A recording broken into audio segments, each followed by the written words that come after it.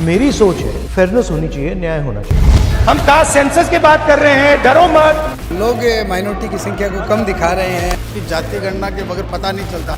सुन लीजिए, नरेंद्र मोदी जाति जनगणना नहीं कर सकते। So the choice in my view is not between caste census and no caste census. The choice is between transparency and extreme levels of violence and social disorder. People who define how this country is governed. Of course, 90 people, secretaries, are responsible for managing the core of the government of India. And I ask myself the question, how many of the 90 people come from the OBC community?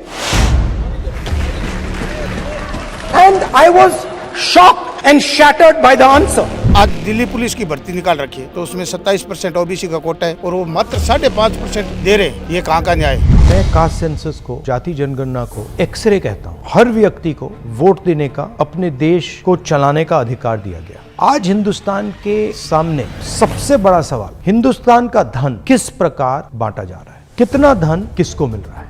हम कहते हैं, generally कहते हैं कि अदानी जी monopoly है, इतना पैसा है, मगर उसको किसी ने क्वांटिफाई नहीं किया। जनरली लोग जानते हैं कि हिंदुस्तान में तकरीबन 50% पिछड़े लोग, तकरीबन 15% दलित, तकरीबन 12% आदिवासी। सवाल यह है, इस देश के धन में से इनको कितना मिलता है। तकरीबन 80% आबादी हिंदुस्तान की पिछड़े, दलित और आदिवासियों में से है। इनमें से देश को चलाने में इनकी कितनी भागीदारी। मैंने सवाल उठाया, नेशनल सरकार में जो IAS ऑफिसर्स हैं 90 में से 3 लोग पिछड़े वर्ग के। 35,000 करोड़ रुपए फसल बीमा योजना के लिए जाता है।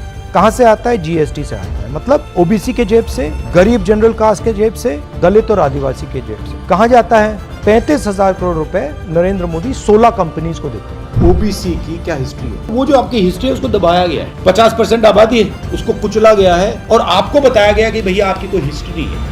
दलित अपने आप को दलित कहते हैं, सवर्ण अपने आप को सवर्ण कहते हैं, द्विजा कहते हैं। आपका नाम भी किसी और ने दिया, आपका नाम भी आपका नहीं। तो अगर आपका नाम नहीं है, हिस्ट्री नहीं है, फिर कैसे बैठोगे, कैसे बात करोगे? मैं जाति जनगणना की बात कर रहा हूँ, ये आपकी हिस्ट्री निकालने का पहला कदम। और बीजेपी कहती है भैया इनको इनकी हिस्ट्री मत दो। हिस्ट्री दे दी तो फाउंडेशन बन जाएगी, नींव बन जाएगी, नींव बन जाएगी तो इमारत बन जाएगी। जो ओबीसी, दलित, आदिवासी तपस्या कर रहा है उसका फल उसको नहीं मिल रहा है। किसान 17 घंटे काम करेगा, उसको पैसा नहीं मिलेगा।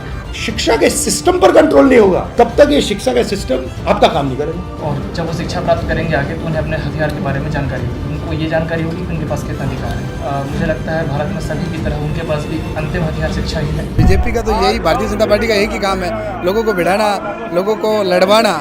और जातीय अगर हो जाएंगे तो शायद लोगों को बराबर प्रतिनिधित्व मिल पाएगा, सरकार में उनकी भागीदारी हो पाएगी। ओबीसी वर्ग है वो बहुत ही पिछड़ा हुआ है और उसके जो हक है वो आज तक ओबीसी वर्ग को नहीं मिल पाए। तकरीबन 60-65% ओबीसी वर्ग रहता है, लेकिन ओबीसी को जो चाहिए वो आज तक नहीं मिला। भारत माता का सबसे बड़ा भाग दलित, आदिवासी और पिछड़ा है। नरेंद्र मोदी ने 14 लाख करोड़ रुपया हिंदुस्तान के सबसे बड़े अरबपतियों का कर्जा माफ किया है। उसमें एक आदिवासी नहीं, एक दलित नहीं, एक पिछड़ा नहीं, मतलब हिंदुस्तान की 80% आबादी में से कोई नहीं। सुन लीजिए, नरेंद्र मोदी जाति जनगणना नहीं कर सकते।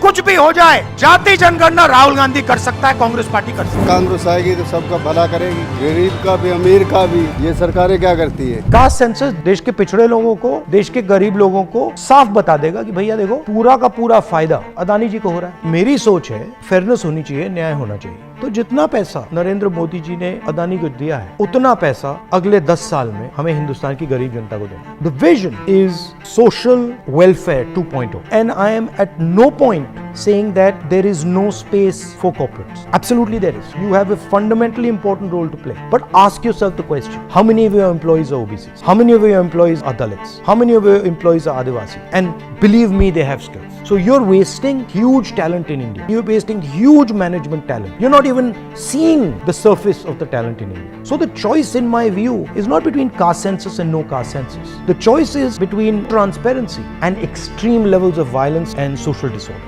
And what I as a patriotic Indian am trying to do is trying to make sure that we don't enter into a space of massive social disorder and that we resolve this conflict and we create a new situation which is a win-win for all parties.